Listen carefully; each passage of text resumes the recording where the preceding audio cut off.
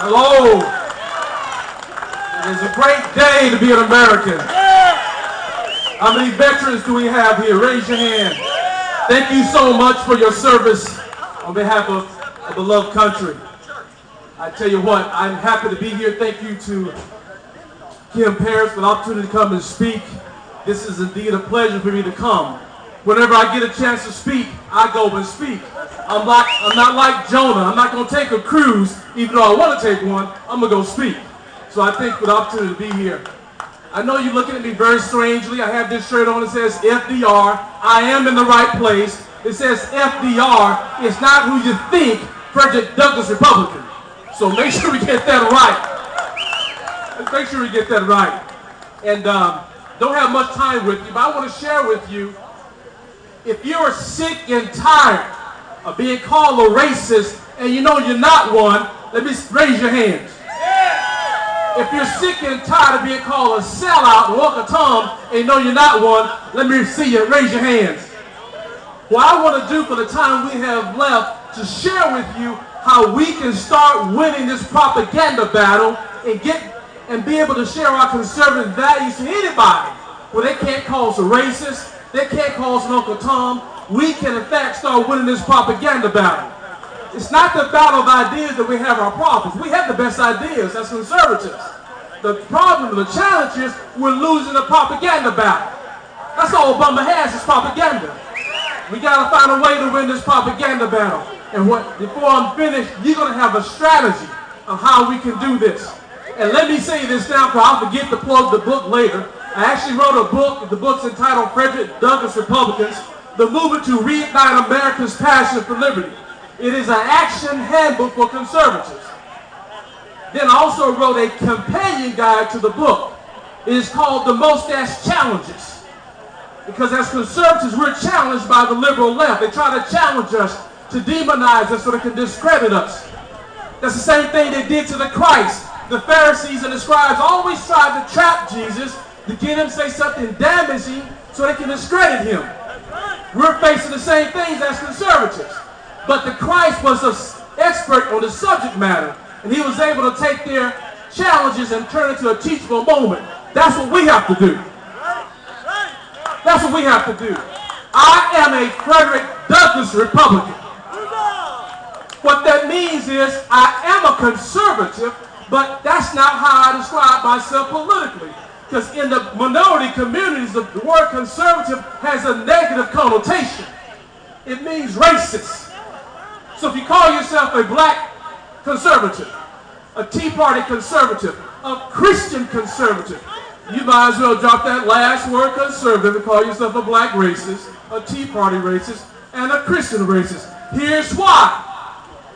Here's why. Back in the 1950s and 60s, it was conservative Democrats who did everything they could do to block civil rights legislation. They wrote the Jim Crow laws and the black codes. They wanted to hold on to the doctrine of their racist fathers. So as Republicans or as independents, we pick up the same word. We have a different meaning, but it's the same word. We want to hold on to the philosophy of the founding fathers who wrote the Constitution and the Declaration of Independence. So I'm not saying you don't use the word conservative. I'm saying make sure you define the word first before you use it. Because if you don't, somebody else is going to define it, and their definition of conservatism may not be the same as yours. I mean, I can guarantee you if you don't define it first, your political exchange, your political dialogue, that experience you have won't be a pleasant one. Okay? Frederick Douglass. I would be remiss if I left this platform did not share with you about this man, Frederick Douglass. Born into slavery in 1818. He was homeschooled, self-taught. Never been to school any time in his life. He wrote 3 autobiographies. He didn't have a ghostwriter. Pretty impressive. Let's fast forward this thing a little bit. 1838, he escaped from slavery. He got involved in the abolitionist movement. He was mentored by William Lloyd Garrison, the great abolitionist. And he breaks away from Garrison for 2 reasons. Number one, Garrison believed, and the Garrisonians believed, that the founding fathers gave us slavery in the Constitution because of the 3/5 clause. Douglass believed that at one time, But he did something very interesting. He went back and read the Constitution. Then he read the Founding Fathers Convention notes and said, wait a minute. The Constitution is not a pro-slavery document, it is an anti-slavery document. Frederick Douglass gives us that clarity. The quintessential constitutional conservative is Frederick Douglass. He is the bridge, he is the vehicle how we can share our conservative values with all Americans where it resonates, especially minorities. Especially minorities. Frederick Douglass was an advisor to 5 U.S. presidents. 5 U.S. presidents. Of course, Abraham Lincoln with the Emancipation Proclamation. Frederick Douglass was an entrepreneur. He owned 2 newspaper companies. When Frederick Douglass passed away in 1895, he had amassed $300,000 in savings. That's like $25 million today. How did he do it? He embraced conservative principles. Respect for the Constitution. Respect for life. He believed in limited government. And he believed in personal responsibility. That's why he escaped from slavery. He ran away from slave master run health care.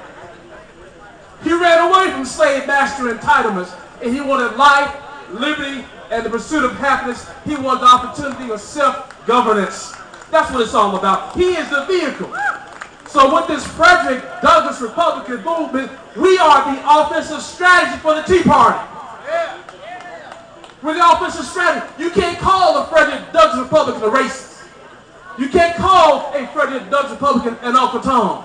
Anybody can become a Frederick Douglass Republican. It's not about color that makes you a Frederick Douglass Republican. It's about values. Respect for the Constitution, respect for life, the belief in limited government, and belief in personal responsibility. The quintessential constitutional conservative. So as I travel the country, I just started a tour. It's called Turning Values into Votes. And I'm taking this FDR message into the 14 swing states. And what I'm doing, I'm going to these swing states, conducting workshops, and I'm teaching conservatives like yourself how to engage, how to share your life, how to share the life-empowering values of the conservative philosophy, and you do it in a way where they can't call you racist. They can't call you Uncle Tom. And we get a chance to engage. And we get in people's ear and we ask them, are you voting your values? Are you voting the way that shows your love and your allegiance to the God you say that you serve? That's what this is all about. So this is a message, and this is the answer that trumps the race card. It's the answer and the strategy. If you believe in those 4 life-empowering values, you are a Frederick Douglass Republican. I know what you're asking. You said, Smith, okay, Carl, I hear you. But I can't talk to Hispanics and blacks because I'm white. They're not going to listen to me. Let me ask you this question. Who established a diversity outreach program that had major impact in this world? Who established a diversity outreach program that had a major impact? It was Jehovah God. When he commissioned Paul to take the gospel to the Gentiles. Wait a minute. Paul was a Jew by ethnicity. He was commissioned to take the gospel to the Gentiles, people of different races. Paul was trained in order to do that. As conservatives, we are in a conservative movement, mostly made up of whites. We're trying to take the life-empowering message of the conservative philosophy to people of different races. You got to be trained how to do it. You got to be taught how to do it. This is the answer for Trump in the race car. This is the answer to put Jesse Jackson, Al Sharpton, and the race baiters out of business. Because when you take a Frederick Douglass and you mash that with a Barack Obama, what do you get? You got a runaway slave versus a Harvard graduate. You got a lover of liberty versus a killer of liberty. You got a capitalist, a free market entrepreneur versus a socialist. You got a man who respected the Founding Fathers. Obama rejects the Founding Fathers. With Douglass, you got a man who admired and loved the Constitution.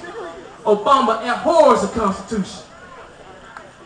Frederick Douglass is the answer that we've been looking for as conservatives. Thank God we have a literary archive of his writings. We don't have to put words in Douglas' mouth. What he said about the Constitution, what he said about the 3/5 clause, what he said about his admiration for the founding fathers. The quintessential constitutional conservative, Frederick Douglass. He's the answer. So I encourage you, learn more about Frederick Douglass. Read his 3 autobiographies. And also get a copy of my book. The strategies for engagement is in the book. I lay out my story how when I was born, I knew I was born black, but also thought I was born a Democrat. But I will share this with you until God gave me a spiritual awakening. It was 2 Corinthians 13:5 that changed my life. If you read the Message translation, 2 Corinthians 13:5 says, examine yourself to make sure you are solid in the faith. Don't go along taking things for granted. 15 years ago, I started testing the way I was voting. I don't believe in same-sex marriage, but I was voting that way. I don't believe in abortion, but I was voting that way. So God gave me the spiritual awareness, and I must tell you this. I went through 3 solid days of depression. 3 solid days of denial when God gave us awareness. Because I realized I wasn't voting my values. And all the things I had believed to be true were being challenged. So you got to understand, when I grew up in Alabama, the liberals through the NAACP and the Democrats were in my ear. They were giving me the progressive philosophy. I never heard the counter-argument. I never heard the conservative philosophy until I came an adult, because conservatives wasn't in my community. They weren't in my ear. We got to get in the trenches. I love rallies, but this is not how we're going to save this nation. We got to get in the trenches. We got to converse. We got to talk to people about our conservative values, and we got to do it in a way where they can't call us a racist and they can't call us Uncle Tom. This, in fact, trumps the race card. This is the answer. And Frederick Douglass wrote about these things. He taught about these things. He was an advisor of Abraham Lincoln. He helped Lincoln save a nation because of the Civil War. Lincoln said at one time, the United States is a house divided. Lincoln took on Douglass as an advisor. It will behoove us to go to Douglass again and see what he has to say back then that'll help us today. Yes. He's the answer. And the liberals don't have an answer for this. Right. Frederick Douglass, the quintessential constitutional conservative. So again, just summarizing, what makes your Frederick Douglass Republican is not your color, it's your values. Respect for the Constitution, respect for life, the belief in limited government, and the belief in personal responsibility. That's it. That's how we do it. If you want to see me, you can take a look at that blue dispenser, trash receptacle to my left. I'm at a booth over there. The books are actually free. It's the autograph inside the book that costs you $20. Peace, somebody here. Thank you so much.